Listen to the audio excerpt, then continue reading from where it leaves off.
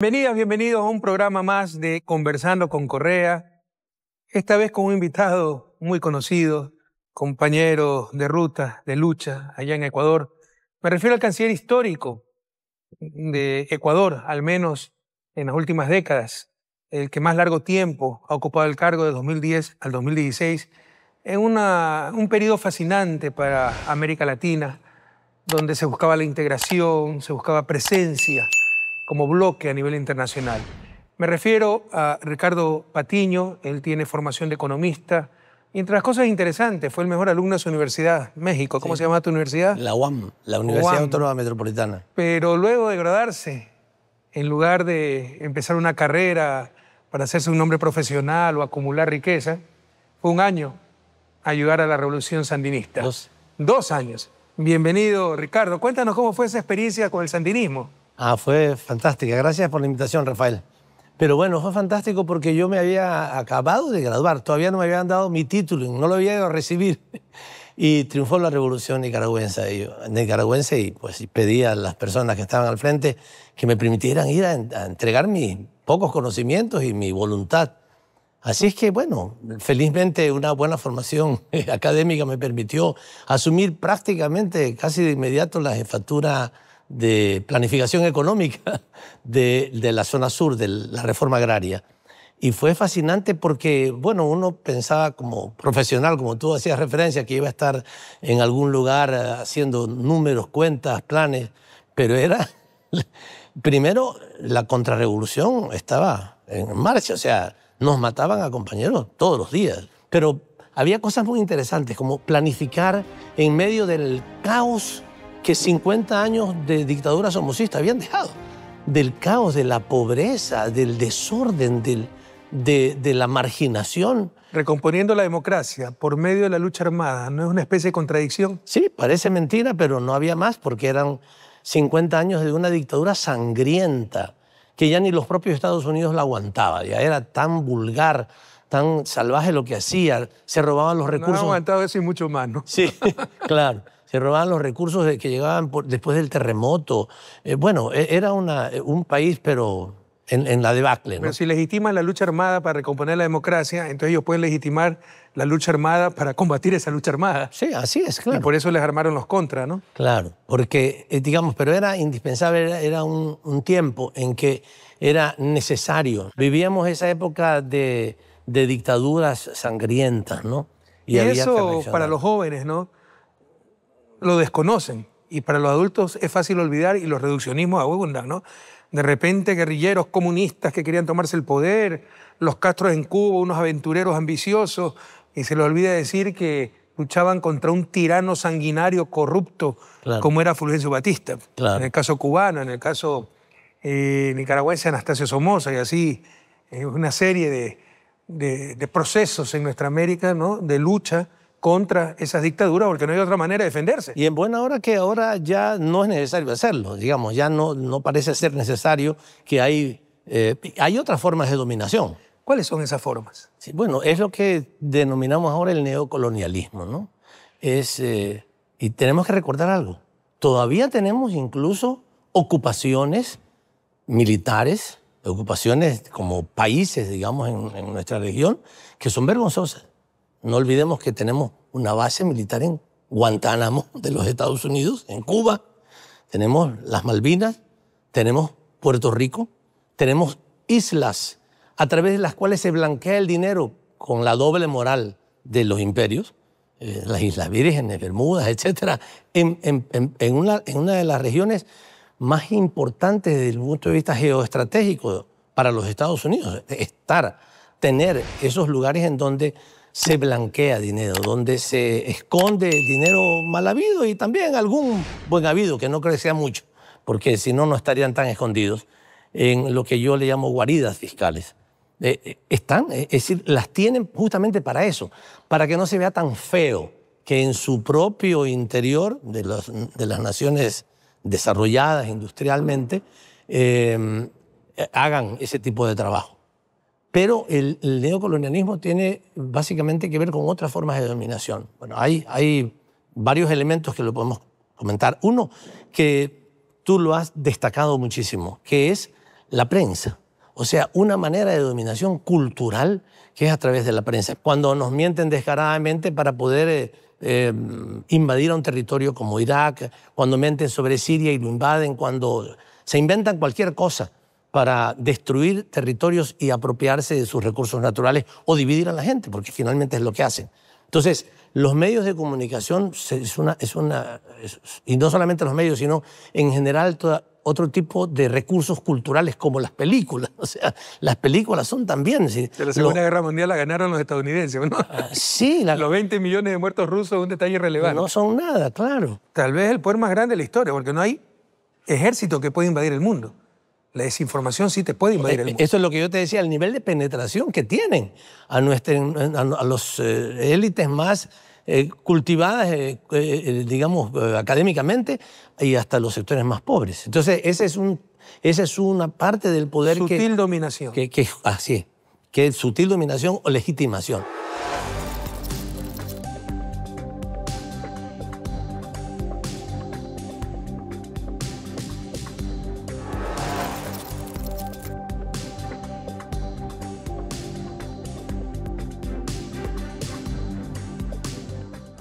Pero hay otros que también son muy importantes, que algún día también lo conversamos en el Ecuador, tuvimos que enfrentar el tema de la deuda, por ejemplo, ¿no? O sea, una deuda oprobiosa, una deuda financiera.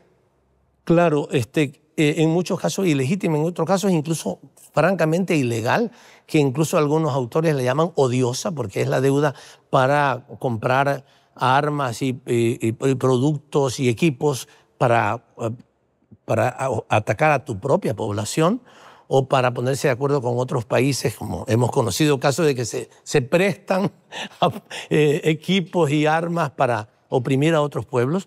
Pero además la otra, que digamos en la parte financiera, las deudas ilegítimas, esas renegociaciones apoyadas, impulsadas por el Fondo Monetario y por el Banco Mundial, o contratos que decían que si acaso en este contrato hubiera alguna disposición que violara las normas del derecho del país, el gobierno se compromete de todas maneras a no demandar. O sea, eso ya es una cosa vergonzosa. Pero eso además viene desde la independencia, Rafael. Cuando los imperios dejan nuestros países por la lucha de nuestros pueblos, pero dicen, me voy, me llevo las armas, pero te dejo la deuda.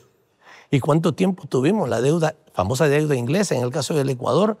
Décadas y décadas. Incluso, no es tan nueva forma de dominación, es una tradicional forma. Claro, es una tradicional forma, pero digamos cada vez se va constituyendo, como va adquiriendo mucha fuerza, porque además, si anteriormente era clara, directa, tú sabías a quién le debías, ahora se ha convertido en algo etéreo, ¿no? Pero hay otro tema, Rafael, que es importante decir, que es el tema de lo militar. Y no de lo militar porque tengan bases, porque también tienen bases. Hay otro elemento que es más sutil, como con el tiempo van encontrando formas sutiles de dominación, que es la relación con los elementos superiores, con los elementos de control principal de las Fuerzas Armadas y de la Policía.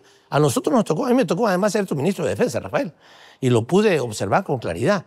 Hay una dominación cultural, pero también de intereses, de privilegios, de una serie de prebendas que tienen determinados niveles de las Fuerzas Armadas y de la Policía de nuestros países de América Latina, que están relacionados casi que en un bypass, como se acostumbra a decir, como en una relación alternativa. Los países, los ministros, los presidentes se ven, pero por abajo se encuentra el grupo militar de los Estados Unidos que estaba en la embajada, no estaba en la base militar, estaba en la embajada como civiles casi, relacionándose con los generales, con los coroneles de la policía, de las Fuerzas Armadas, y decidiendo hacer por su cuenta las relaciones militares. Y boicoteando cuando el Ecuador decidió comenzar a tener relaciones también de cooperación militar con países que no eran Estados Unidos, lo boicoteaban de todas maneras. Llegaban unas lanchas para controlar el mar, la zona marítima, y nos decían, las lanchas no sirven. A ver, demuéstrenme que no sirven. No, resulta que sí servían, pero no querían que sirvieran, porque tienen ese dominio. Y yo lo he dicho en algunas ocasiones, creo que tengo algo de razón. Cuando en el caso de nuestra América Latina particularmente, quedándonos en nuestra región, las Fuerzas Armadas, o especialmente la cúpula de las Fuerzas Armadas, ya no responde al Comando Sur de los Estados Unidos o a la Secretaría de Defensa de los Estados Unidos. Prácticamente en ese momento a ese país lo declaran enemigo de los Estados Unidos y a sus presidentes lo declaran dictadores. Acuérdate cuántas veces te dijeron dictador a ti. Solamente porque no les obedecen. El más vulgar delincuente lo defiende siempre y cuando se alinee con los intereses de Estados Unidos.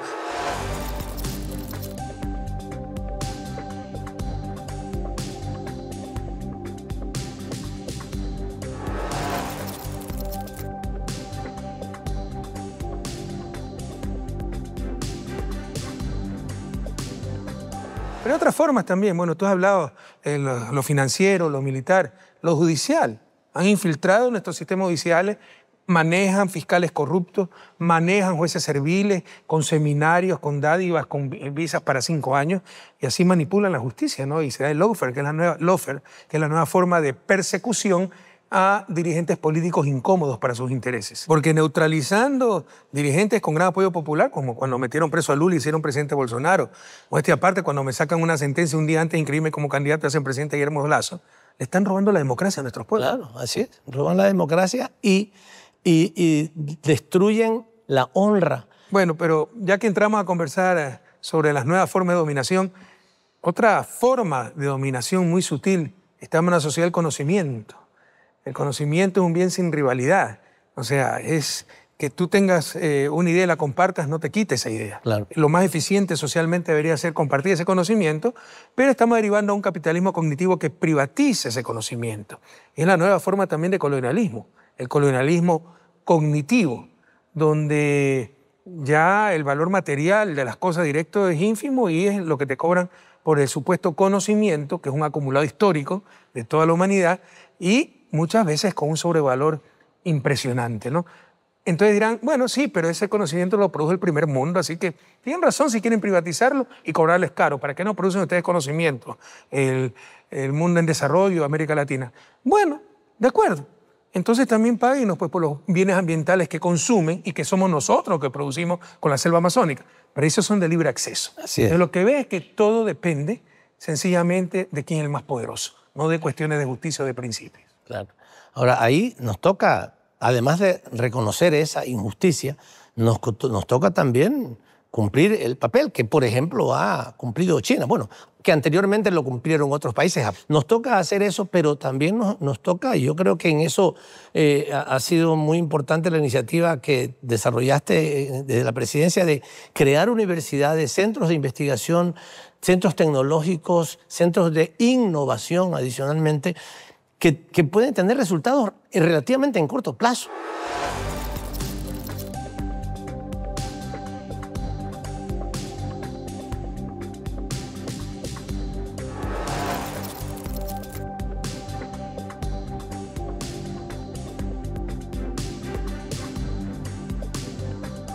Bueno, hemos hablado de las diferentes formas de dominación, muy interesante, ya no necesitan invasiones directas, es suficiente con dependencia financiera, dependencia cognitiva, infiltración de nuestros sistemas judiciales o la reserva, en caso de urgencia, militares que responden a Washington más que a sus propios gobiernos. Hablemos de episodios de los cuales fuiste protagonista. Año 2012, asilo de Julian Assange.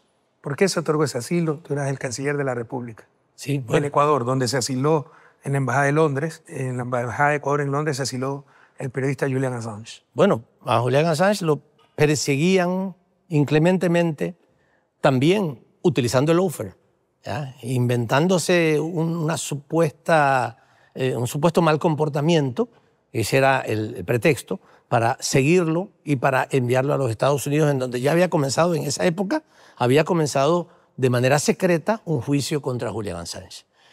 A él lo estaban persiguiendo porque se atrevió a hacer público crímenes, uno particularmente en Irak. Lo increíble es que no se lo persigue por mentir, sino por decir la verdad. Por decir la verdad. No, sí, se lo persigue porque reveló la verdad que estaba escondida. Pero además... Yo siempre pongo este ejemplo.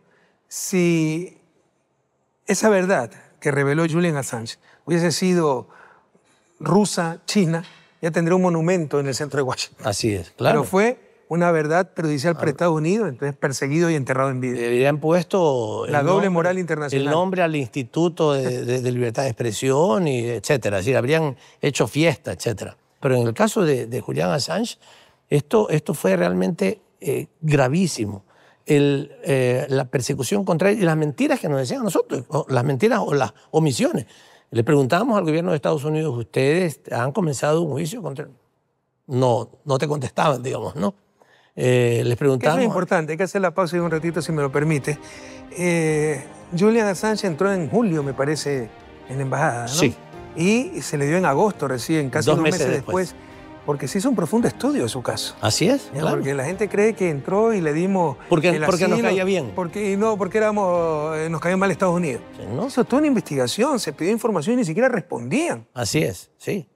Preguntamos a los ingleses si ellos también estarían, digamos, si se entregaba a Julian Assange, si nosotros no le dábamos el asilo, ellos lo iban a entregar a los Estados Unidos o a un país que pudiera plantear la pena de muerte, lo cual en Europa es prohibido. Y en el derecho interamericano. Lo que era claro es que no había ninguna garantía del debido proceso. Y ese fue el factor fundamental para otorgarle el asilo político. Y eso, te digo, algo que también a mí me dolió mucho fue cuando le preguntamos a Australia si podía darle algún nivel de atención. Ni siquiera nos decían que podían, les decíamos, mándele un médico mensualmente para ver cómo está su salud. No, le habían quitado el pasaporte, no le quisieron renovar su pasaporte en esa entente, digamos. ¿Por qué tanto icono? Contra un ciudadano de su propia patria. Ahí sí, hay que decirlo claramente, por el predominio que Estados Unidos tiene en esa entente. O sea, cómo juegan con la vida de un ser humano por decir la verdad. Por decir la verdad. Verdades incómodas. ¿Recibiste alguna presión indebida por el asilo de Julian Assange? No, realmente ninguna cosa directa. Bueno, alguna vez sí nos mandaron el mensaje que podían ingresar a la fuerza a la embajada. Ah, no, pero eso sí fue por escrito, formal. Pero además ahí sí le dimos palo. Sí, ahí sí le dimos palo. Se reunió el ALBA, en una semana UNASUR, en la otra semana la OEA. Y recordando de la Convención de Viena. Y todo el mundo... Pero también apelando al sentido común. Porque si ellos siembran ese precedente, ellos tienen más embajadas alrededor del mundo que nosotros, entonces cualquiera podrá entrar a su embajada. Así es, sí.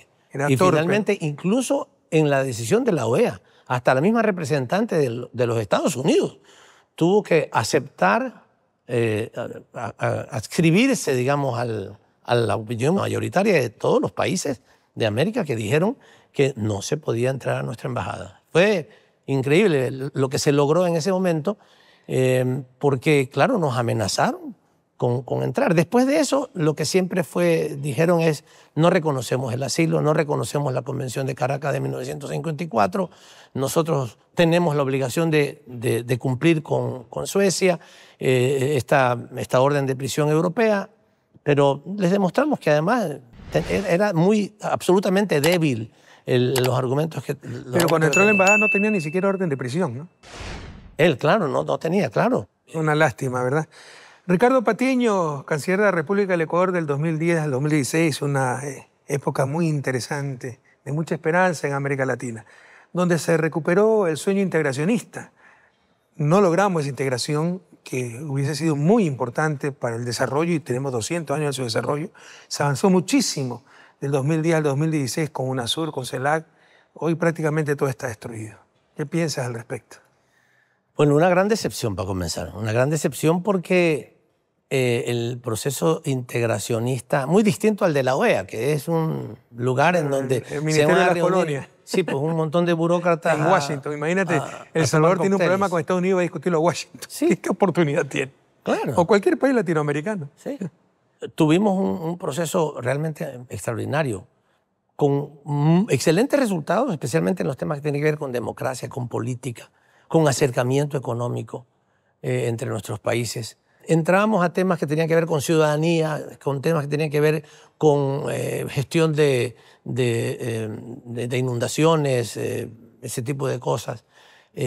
incluso con temas militares, porque fue muy interesante lo que hicimos. Creamos en el caso de UNASUR el Consejo Sudamericano de Defensa, el COSUDE, y una escuela de formación militar que nos permitió comenzar a guardar distancia, digamos, por lo menos algunos países.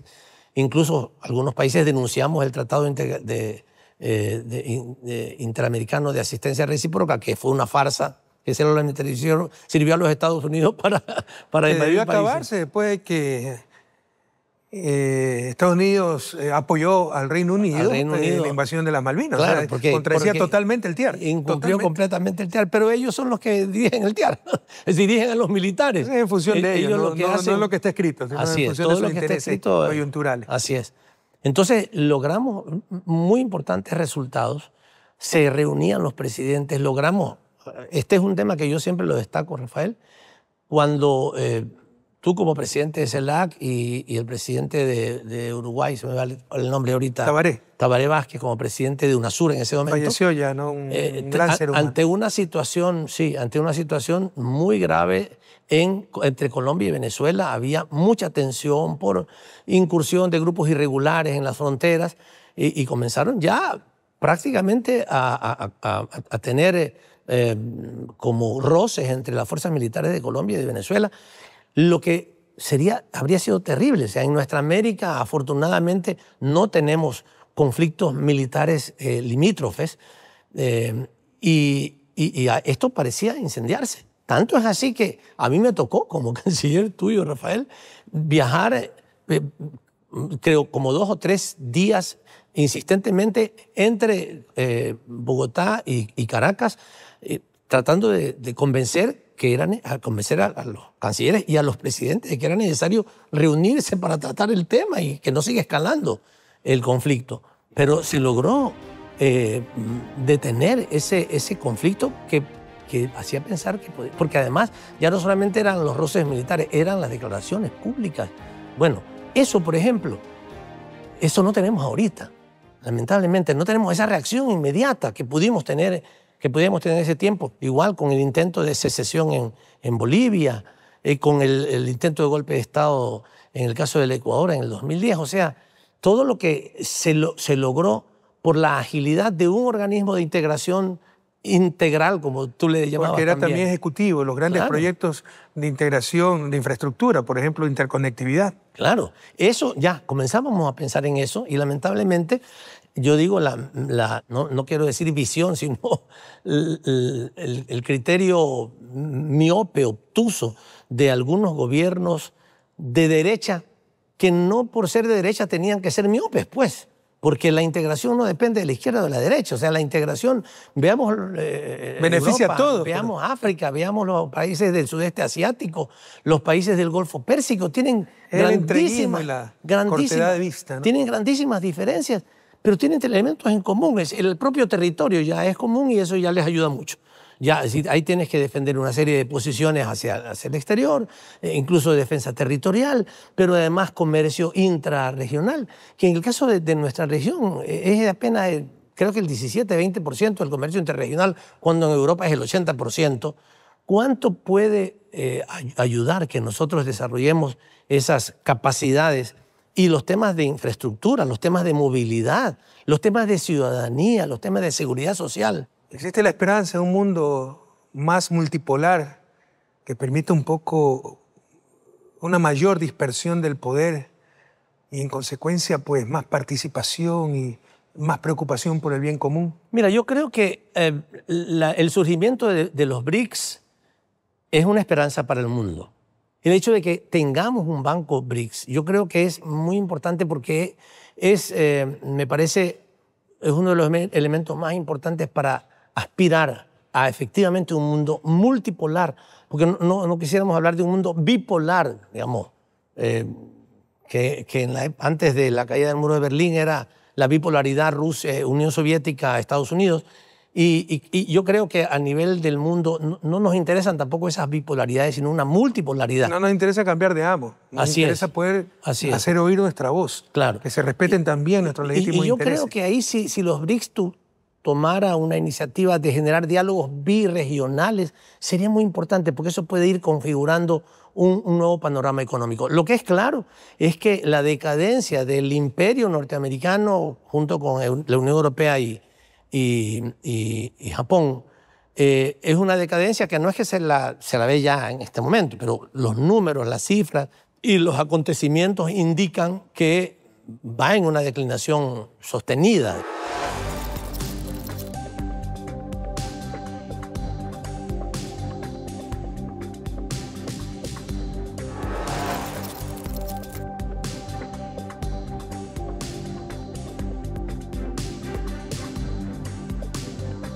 La declinación ha sido muy lenta en estos últimos tiempos, pero con lo que ha pasado cuando los Estados Unidos están tomándose los bienes de Rusia, cuando en una conducta de piratería del siglo XXI se le robaron el oro a Venezuela, se le robaron una empresa petrolera, la refinería en los Estados Unidos, se le han tomado los derechos especiales de giro que les correspondía legalmente, más de 5.000 millones de dólares. Todo lo que han hecho, el bloqueo de sus cuentas en los bancos, que se la entregaron a un fascineroso como Juan Guaidó. O sea, es increíble todo lo que han hecho. Eso decía Jeffrey Sachs, que es un elemento nuevo, que está recién viéndose en los últimos 2 años, esta nueva situación, que va a hacer, dice él, que mucha gente va a deshacerse de sus reservas en dólares y la va a poner en una canasta de monedas o la va a poner en otra moneda que le pueda tener confianza, pero los Estados Unidos, por el abuso, es decir, el exceso del abuso, que suena muy feo, pero el abuso que han tenido de haberse apropiado, de haberse robado valores, riqueza de otros países, el nivel de desconfianza del dólar es tan alto que en los próximos, digamos, décadas, ellos van a perder mucho eso. Bueno, amigas y amigos, un diálogo muy interesante con Ricardo Patiño. Muchísimas gracias por haber aceptado mi invitación, Ricardo. Siempre un gusto verte, conversar contigo, aprendo mucho. Y a ustedes, amigas y amigos, hasta un episodio más de Conversando con Correa.